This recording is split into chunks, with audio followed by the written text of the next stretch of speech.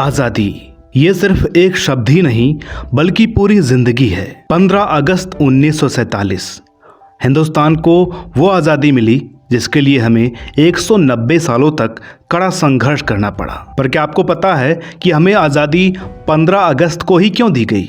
आखिर क्यों इस आज़ादी से बापू खुश नहीं थे? आज़ादी की एक रात पहले क्या हुआ था, वो घटना जिसने भारत के इतिहास को बदल दिया? और क्यों सिर्फ 3 महीने में भारत का बंटवारा हो गया और इसके साथ हुआ 9 करोड़ लोगों के भविष्य का फैसला? और क्यों एक साथ आज़ाद होने के बाद भी पाकिस्तान अपना आज़ादी दिवस 14 अगस्त को मनाता है? नमस्कार दोस्तों, मैं हूं अनुराग सूर्यवंशी और आप देख रहे हैं नारद टीवी की खास श्रृंखला इतिहास के पन्नों से।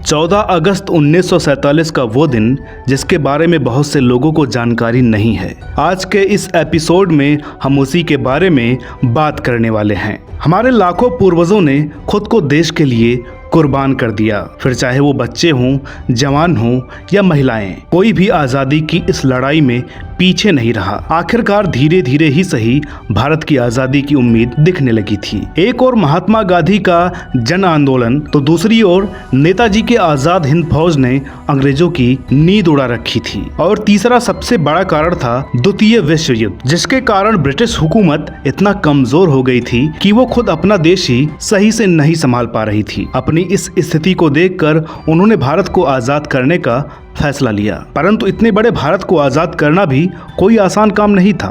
फरवरी 1947 में लॉर्ड माउंटबेटन को भारत का आखिरी वायसराय नियुक्त किया गया और उन्हें भारत को व्यवस्थित तरीके से आजाद करने की जिम्मेदारी सौंपी गई। भारत को 3 जून 1948 को आजादी देने का निर्णय किया गया। तभी से भारतीय नेता लॉर्ड माउंटबेटन के संपर्क में लगातार बने हुए थे। यहाँ एक बात और जानने लायक है कि अंग्रेज सरकार की एक नीति थी कि वो जिस भी देश को आजाद करते गए उसका विभाजन भी करते गए, जो इस बार भी होना था। इस बात को लेकर माउंटबेटन काफी परेशान थे। इतने विशाल भारत का बंटवारा कैसे करें? उनकी परेशानी का ये सबसे बड़ा कारण था। पर उनकी ये परेशानी बहुत जल्द आसान हो गई जब पंडित नेहरू और जिन्ना की जिद ने भारत के 2 टुकड़े कर दिए। इस मौके का फायदा उठाकर जिन्ना ने दूसरे देश की मांग रख दी और इसी मांग को एक भयंकर हिंसा के रूप में बदल दिया गया। पूरा बंगाल और पंजाब उस हिंसा की आग में जल रहा था। इस बढ़ती हुई हिंसा को देखकर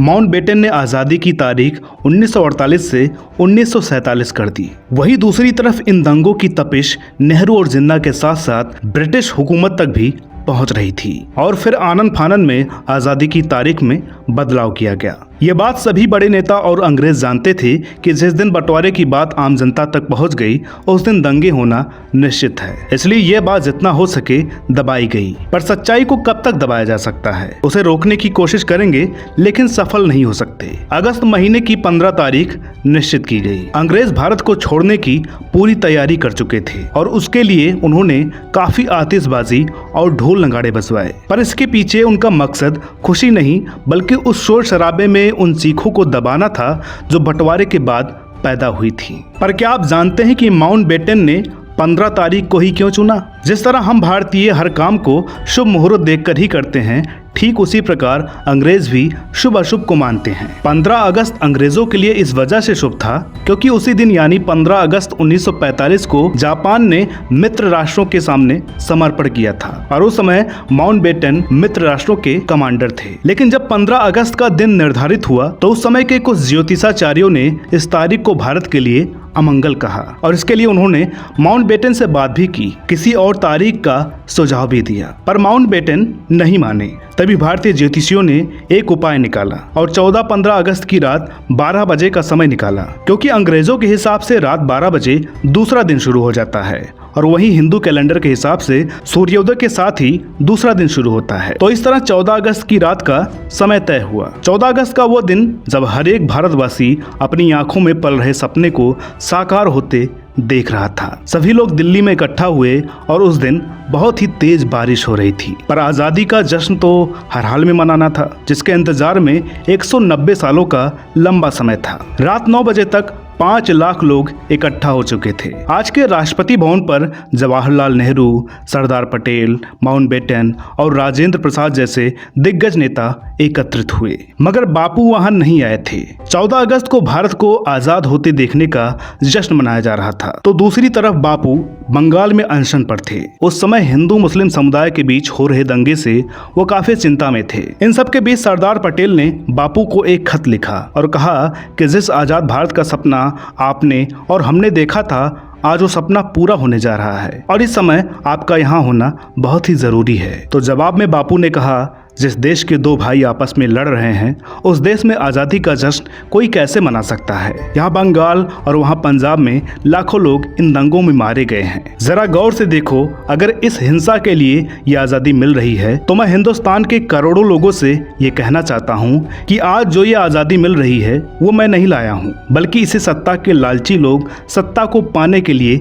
लेकर आए हैं। इस तरह बापू उस आज़ादी के जश्न में शामिल नहीं हुए। उधर ज्योतिषियों ने नेहरू जी से कहा था कि आप अपनी स्पीच रात 11:51 पर शुरू करें और रात 12 बजे तक खत्म कर दें। ठीक 12 बजे नेहरू जी ने अपना पहला भाषण खत्म किया। नए भारत का शंखनाद हो चुका था, लेकिन इतना बड़ा जश्न होने के बाद भी महात्मा गांधी उसमें सम्मिलित नहीं हुए, क्योंकि बंगाल और पंजाब में भड़की हुई हिंसा ने वो तांडव किया जिसकी कल्पना भी हम और आप नहीं कर सकते। एक तरफ नए हिंदुस्तान की आधारशिला रखी जा रही थी, तो वहीं दूसरी तरफ आजादी के सबसे बड़े नायक हैदरी हाउस में चुपचाप सोए हुए थे, क्योंकि उन्हें यह आजादी बंटवारे के आधार पर कभी स्वीकार नहीं थी। अब अगला दिन 15 अगस्त यानी आजादी की पहली सुबह आखिर आ ही गई। उस दिन बापू ने उपवास रखकर आजादी का जश्न मनाया और वहीं एक अंग्रेजी अखबार ने बापू से कुछ संदेश देने की बात कही, तो बापू ने सिर्फ इतना कहा कि मेरे अंदर की ताकत अब कमजोर पड़ गई है। ऐसा बापू ने क्यों कहा, इसके तो कई मतलब निकाले जा सकते हैं। वहीं दूसरी तरफ दिल्ली में दिन की शुरुआत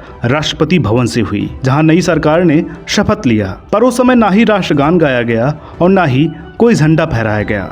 अब बारी थी कि बंटवारा कैसे किया जाए, यानी भारत और पाकिस्तान की सीमाओं का निर्धारण कैसे किया जाए। इसका फैसला 17 अगस्त को किया गया। 2 देश एक ही दिन आजाद हुए, पर पाकिस्तान ने अपने लिए 14 अगस्त को चुना। पर ऐसा शुरू से ही नहीं था। आजादी के 2 सालों तक पाकिस्तान भी 15 अगस्त को ही अपनी आजादी के रूप में मनाता था, पर पता नहीं किसने पाकिस्तान के समय को 24 घंटे पीछे कर दिया। अब एक बात और जानने लायक है कि हमारी आजादी के दस्तावेजों पर साइन किसने किए हैं। जब इस सवाल का जवाब एक RTI के तहत मांगा गया, तो जवाब यह आया कि आजादी से संबंधित कोई भी दस्तावेज हमारे पास नहीं है।